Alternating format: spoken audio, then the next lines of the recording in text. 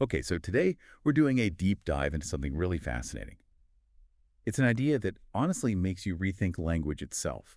Not just words like strung together, hmm but maybe language as this hidden rhythm, or like a familiar tune, a pattern, maybe even a constellation of meaning we just don't usually notice. hmm We're exploring Gestalt language processing, GLP for short.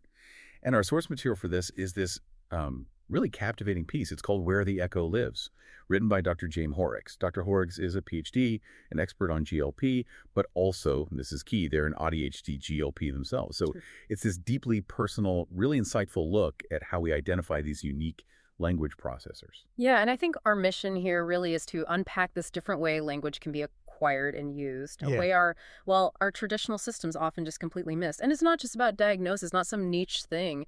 It's about what Dr. Horrocks calls this legacy of noticing what the system overlooks. That phrase is powerful, isn't it? It really is.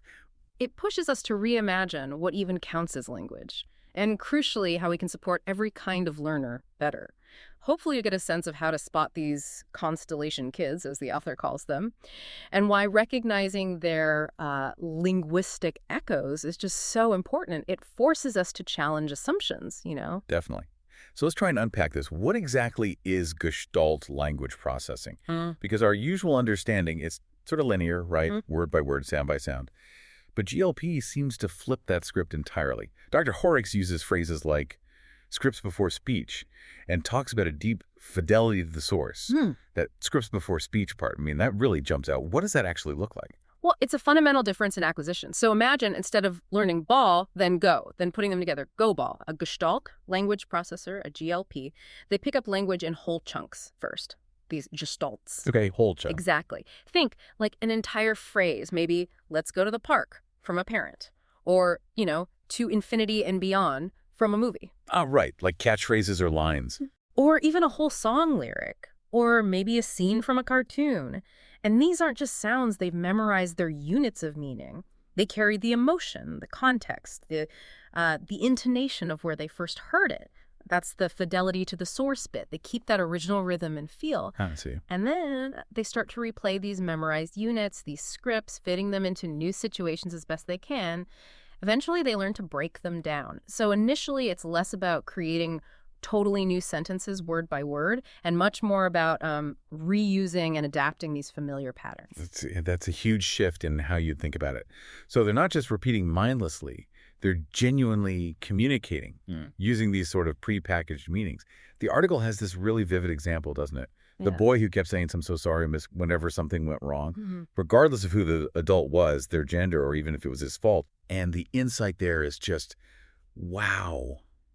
That phrase, which sounds so wrong to us, it was his safe script, a kind of passphrase for a world that demands immediate compliance. And the author says, and this really hit me, he wasn't confused, we were. It just shines a light on our own biases, doesn't it? How we interpret language based on our processing style. Absolutely. That example is so revealing because it flags our default assumptions, right? We, as what Dr. Hoerricks calls analytic processors, we tend to build word by word. We focus on the parts.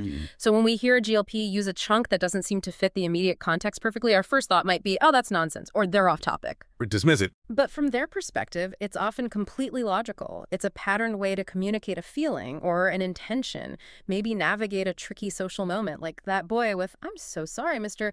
He wasn't mixed up about gender. He was deploying a script he knew worked, a script that managed a situation he found overwhelming. The key, like Dr. Hoerricks says, is spotting the underlying rhythm, the script, the constellation they're working with. We echo. Yeah, the echo, the preformed language unit they've grabbed and are now using. We need to listen beyond the surface words for that original meaning. Okay, so if GLP is this, valid and distinct way of processing language, a whole system, why on earth do so many educators, diagnostic systems, why do they miss it? I mean, the article paints this heartbreaking picture of learners being overlooked. Dr. Hoerricks mentions finding them late, like in high school, after the system has already failed them, labeled them, standardized them into silence or defiance. Oh. That's a really stark indictment. How could we be missing this? It's deeply systemic. It's baked into how we've historically defined and measured language development. The author puts it so clearly. Our current frameworks, educational, diagnostic, they're just not built to detect pattern recognition minds. Simple as that, almost. Wow. We operate within this very narrow analytic box. We tend to equate fluency with decoding single sounds, right? Phonics.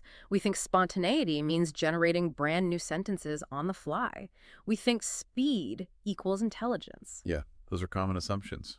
And critically, our assessments reflect that. From the basic reading screeners kids get right up to complex cognitive tests, they're overwhelmingly mapped onto analytic processing. So if you view language only through that lens, anything outside that specific expectation, it gets missed or dismissed, or worse, pathologized as a deficit. So it's a failure of the tools, not the child. Exactly. It's a failure of our tools and our perspective. That makes so much sense. And it suddenly explains so many behaviors that might get mislabeled otherwise. Dr. Hoerricks shares some really compelling classroom examples, like students who often leave the room maybe for water or the bathroom. You might think, oh, they're avoiding work. But the author suggests, no, maybe it's because they're escaping noise. Too much input, too many mixed messages. Their system's just overloaded. Sensory overload. Or think about students who seem really chatty, but, as the author puts it, only in phrases that don't quite respond to the actual flow of conversation. Looks like rudeness maybe or distraction, but the insight is maybe it's trying to connect using stored lines, scripts, once successful, now brittle under scrutiny. Yeah. That's a completely different, much more compassionate way to see it. Precisely. And that connects directly to how GLPs often get tagged with failure, right? But what's really insidious, and the article points this out too, is that even when GLPs succeed, their strengths can get twisted or misunderstood. So they might be amazing at memorizing whole passages or song lyrics. Maybe they ace multiple choice tests because they recognize the patterns. Right. But that success often gets misattributed. You hear things like, oh, they're bright but inconsistent, or high potential but doesn't apply effort consistently. Ah, I've heard those descriptions. Yeah, because their success is being measured by an analytic yardstick. And that yardstick fails them when the task shifts. Dr. Hoerricks nails it. The moment they hit unfamiliar terrain, their tools don't translate, and we call that a failure. It's not the student failing, it's our system failing to recognize their unique toolkit, their different strengths. Imagine being great at navigating by the stars, but always being told you're failing because you can't read a street map. Yeah, that's a powerful analogy, a profound disconnect. Okay, so if our standard systems are so bad at picking this up, how can we start to see these learners, as parents, teachers, clinicians, whoever? How do we appreciate this different way of processing? Dr. Hoerricks offers some really specific, kind of unconventional, but brilliant ways to identify them. This is where the detective work comes in. You know, get this, one trick involves making up a sentence starter, but then you sneak in a few nonsense words. Golden, tronic, pibaloo. Right, made-up words. Yeah. So what happens? Analytic processors, the author says, they'll try to sound them out, apply the rules they know. But GLPs, they pause. They stumble. Because the word has no shape for them, no echo. It doesn't map. That simple test. It's more than just a diagnostic trick. It feels like a window into a different cognitive world. It shows that language processing isn't one single thing. It's diverse. It really makes you ask, how many other assumptions are we getting wrong about learning? It's incredibly revealing, isn't it? And there are other assessment observations the author details that show similar patterns. Like on standard tools, say a basic reading inventory measures reading fluency, comprehension. GLPs often do okay, maybe even well, on the known words, the ones they've stored as whole gestalts. Okay. But then you often see this sharp drop as soon as the words become less familiar. Why? Because they don't have those foundational phonics strategies, the decoding skills that analytic learners rely on. Right, they can't sound out the new stuff. Exactly. Same thing with spelling tests. Early words, known words, often written perfectly, cleanly. But then you hit this cliff when they encounter unfamiliar words because they don't have a phonemic strategy, an anchor to build from. That makes perfect sense. It's like having a huge library of memorized phrases, but no alphabet chart to figure out new words. That's a great way to put it. And even on widely used cognitive tests, like the Woodcock-Johnson, on the word attack subtest, that's the one specifically designed to test decoding nonsense words using phonics rules, many GLPs just freeze or laugh nervously or give up. Because the task itself doesn't match how they process. Exactly, but give them a passage comprehension item, something like the car stopped at the park. They'll often nail it. Guess red light or end of the road. How? Through pattern matching, not decoding. They make sense by resonance, not analysis. Yeah. It's about the feel, the fit of the whole pattern, not breaking down the sounds. It's just a different kind of brilliance at work. So stepping back, Yeah. what does all this mean for how we think about language, learning, maybe even culture? Because this isn't just neurology, is it? The article makes a strong case that it's deeply cultural, too. Language doesn't happen in a vacuum. Yeah. A kid quoting Peppa Pig or a line from Encanto or some TikTok trend. Yeah. They're not just mimicking, they're showing us their cultural linguistic map, right? Mm-hmm. Reflecting the world they live in, the language they're swimming in. Mm-hmm. But Dr. Hoerricks argues that we often just discard that map entirely in favor of one they've never seen. We impose our own narrow, often school-based idea of proper language. Mm-hmm. That feels like a huge challenge to how we approach cultural relevance in education. It's absolutely critical and, yeah, often overlooked. That cultural linguistic map is so rich, so varied. It's shaped by everything, family rhythms, community sayings, religious chants, maybe playground jokes, even, and this is heavy, trauma scripts language picked up in moments of stress. Right. Dr. Hoerricks gives this really poignant example, a student whose only English phrases were, "I'm sorry, go to the office," and "water." Mhm. These weren't random. They were all school language, discipline language, learned in response to the system itself. Wow, yeah. And it forces that uncomfortable question, whose language counts? Hmm. If we only value language that fits our analytic, often middle-class, school-centric model, we're not just missing the richness kids bring, we might be actively devaluing it. Whether it comes from different cultures, different socioeconomic backgrounds, or just different family ways of talking, we're basically telling them their way of making sense of the world is wrong instead of just different.